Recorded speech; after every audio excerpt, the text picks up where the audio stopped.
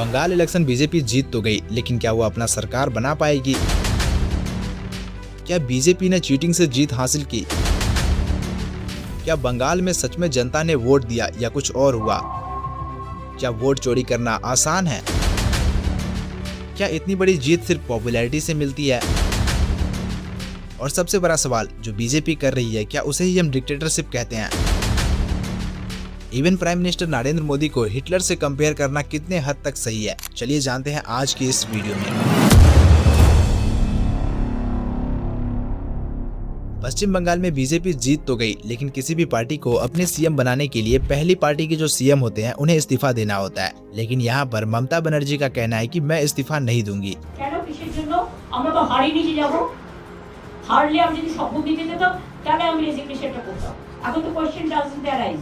लेकिन ये कितने हद तक पॉसिबल है, चलिए देखते हैं। किसी भी चुनाव के बाद सीएम खुद डिसाइड नहीं करता कि वो रहेगा या नहीं। ये पूरा प्रोसेस संविधान के रूल्स से चलता है। राज्य का मुख्यमंत्री वही बनता है जिसके पास विधानसभा में मेजोरिटी हो। अब मान लो पश्चिम बंगाल में 294 सीट्स है, तो लगभग 148 सीट चाहिए होगी किसी भी पार्टी को सरकार बनाने के लिए। अब अगर कोई नई पार्टी जीत जाए, जैसे अभी बीजेपी जीती है और उनको मेजोरिटी मिल गई, तो तृणमूल कांग्रेस यानी टीएमसी हार गई, तो फिर करंट सीएम जैसे ममता बनर्जी के पास दो ही ऑप्शन होते हैं। पहला ऑप्शन है वो खुद इस्तीफा दे दे, दूसरा ऑप्शन कि वो इस्तीफा न दे। लेकिन यहीं पर ट्विस्ट आता है, अगर सीएम इस्तीफा नहीं देता तो क्या होगा? तो देखिए, ऐसी कंडीशन में उनके राज्य के गवर्नर यानी राज्यपाल को इंटरफेयर करना पड़ेगा। गवर्नर ममता बनर्जी से कहेगा कि आप मेजोरिटी साबित करो और इसके बाद असेंबली में फ्लोर टेस्ट होगा। देखिए, फ्लोर टेस्ट में बेसिकली होता क्या है, वहाँ सारे एमएलएस वोट करते हैं, जिससे पता चलता है कि किसके पास मेजोरिटी है। अगर ममता बनर्जी मेजोरिटी प्रूव नहीं कर पाई तो उन्हें सीएम पद छोड़ना ही पड़ेगा, और अगर वो खुद ऐसा नहीं करती है तो गवर्नर उन्हें हटा सकता है और फिर मेजोरिटी वाली पार्टी जैसे बीजेपी को सरकार बनाने के लिए बुलाया जाएगा। तो इसका जवाब साफ है, अगर कोई नई सीएम जैसे ममता बनर्जी बोले कि मैं इस्तीफा नहीं दूंगी, तो भी गवर्नर फ्लोर टेस्ट कराएगा। मेजोरिटी नहीं होने पर सीएम हट जाएगी, नई मेजोरिटी वाली पार्टी सरकार बनाएगी।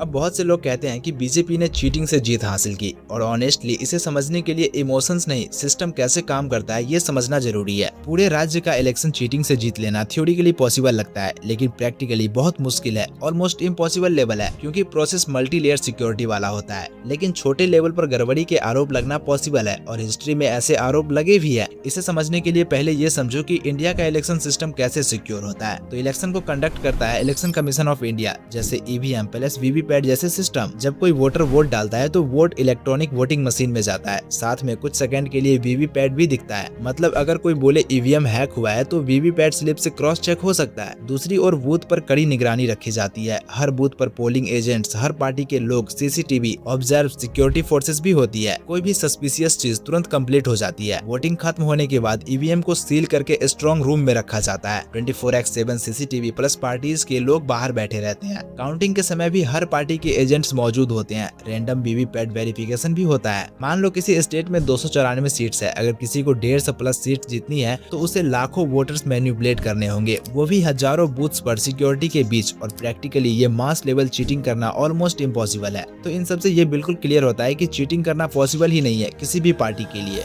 अब कुछ लोग कहते हैं कि बीजेपी के आधे से ज्यादा वोट जो मिले वो फेक थे, लेकिन यह कितने हद तक पॉसिबल है, चलिए जानते हैं। देखिए, असलियत में जनता ही वोट देती है, क्योंकि पूरा इलेक्शन प्रोसेस काफी स्ट्रिक्ट मॉनिटरिंग में होता है। लेकिन कुछ जगहों पर गड़बड़ी के आरोप लग सकते हैं और वही कंफ्यूजन क्रिएट करते हैं। सबसे पहले तो ग्राउंड रियलिटी कैसे काम करती है इसे समझो। इलेक्शन करवाता है election commission of India. Voting process में हर वोटर अपनी आईडी से वोट देते हैं। फिंगर लिंक लगती है ताकि डुप्लीकेट वोटिंग न हो। वोट इलेक्ट्रिक वोटिंग मशीन में जाता है, साथ में वीवीपैट स्लिप दिखती है। मतलब सिस्टम इस तरह बनाया गया है कि एक्चुअल वोटर ही वोट कर सकते हैं। फिर डाउट क्यों आता है? तो देखिए, कुछ केसेस में आरोप लगते हैं कुछ वोटर्स को वोट नहीं डालने दिया गया, कुछ बूथ पर दबाव बनाया गया, और ये आइसोलेटेड इंसिडेंट्स हो सकते हैं। लेकिन पूरे स्टेट का रिजल्ट बदलना मुश्किल होता है। हारने वाली पार्टी अक्सर कहती है फेयर इलेक्शंस नहीं हुआ, जैसे भारतीय जनता पार्टी और तृणमूल कांग्रेस दोनों ही अलग अलग समय पर एक दूसरे पर आरोप लगा चुके हैं। तो यह भी पूरी तरह झूठ है कि भारतीय जनता पार्टी के वोट फेक थे, और किसी भी पार्टी के वोटर फेक हो ही नहीं सकते। यह पॉसिबल पॉसिबल है कि एक इंसान 2 से 3 बार वोट डाल सकता है, और ये भी तभी पॉसिबल है जब सिक्योरिटी सिस्टम सही नहीं होती। लेकिन यह काम पूरे स्टेट में करना थ्योरेटिकली पॉसिबल ही नहीं है। अब क्या इतनी बड़ी जीत सिर्फ पॉपुलैरिटी से मिलती है? तो इसका सीधा जवाब है नहीं। इतनी बड़ी जीत सिर्फ पॉपुलैरिटी से नहीं मिलती। पॉपुलैरिटी इंपॉर्टेंट है, लेकिन इलेक्शन जीतना एक मल्टी फैक्टर गेम होता है। अब इसे साफ और डीप तरीके से समझो। पॉपुलैरिटी क्या करती है?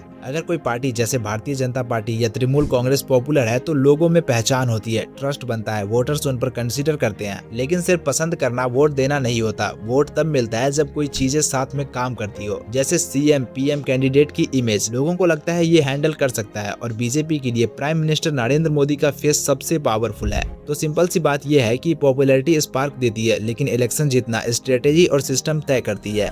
अब सबसे बड़ा सवाल कि जो बीजेपी कर रही है, क्या उसे ही हम डिक्टेटरशिप कहते हैं? तो सबसे पहले ये समझो कि डिक्टेटरशिप होता क्या है। डिक्टेटरशिप में एक व्यक्ति, एक पार्टी के पास पूरा कंट्रोल होता है, फ्री इलेक्शंस नहीं होते, ऑपोजिशन को दबा दिया जाता है, मीडिया और कोर्ट्स इंडिपेंडेंट नहीं रहते। और आज के टाइम में एग्जांपल है नॉर्थ कोरिया, जहां प्रैक्टिकली एक ही सत्ता चलती है। लेकिन इंडिया की रियलिटी क्या है? इंडिया एक लोकतांत्रिक देश है जहाँ रेगुलर इलेक्शंस होते हैं, अलग अलग पार्टी एग्जिस्ट करती है, कोर्ट जैसे सुप्रीम कोर्ट इंडिपेंडेंट है, मीडिया और पब्लिक ओपनली सवाल उठा सकते हैं। इसलिए टेक्निकली इंडिया को डिक्टेटरशिप नहीं कहा जा सकता। अब कुछ लोग तो ऐसे हैं जो नरेंद्र मोदी की तुलना डायरेक्ट एडोल्फ हिटलर से करते हैं, लेकिन ये किसी भी मामले में सही या सटीक नहीं माना जाता। और ये सवाल भी वही लोग उठाते हैं जो ये नहीं जानते कि हिटलर कौन था। सिंपल शब्दों में समझे तो हिटलर नाजी रिज्यूम का शासक था। हिटलर ने लोकतंत्र खत्म कर दिया, एक पार्टी एक व्यक्ति की तानाशाही बना दी, ऑपोजिशन को जेल में खत्म कर दिया, प्रेस और न्यायालय पर पूरा कंट्रोल कर लिया। और सबसे खौफनाक काम जो उसके शासनकाल में हुआ वो था होलोकॉस्ट जैसे नरसंहार। और ये extreme dictatorship plus mass authorities का एग्जाम्पल है। लेकिन इंडिया की स्थिति अलग है। आज भारत में नियमित चुनाव होते हैं, कई पार्टियां मौजूद है, सरकार बदल भी सकती है, और स्टेट में ऐसा होता भी है।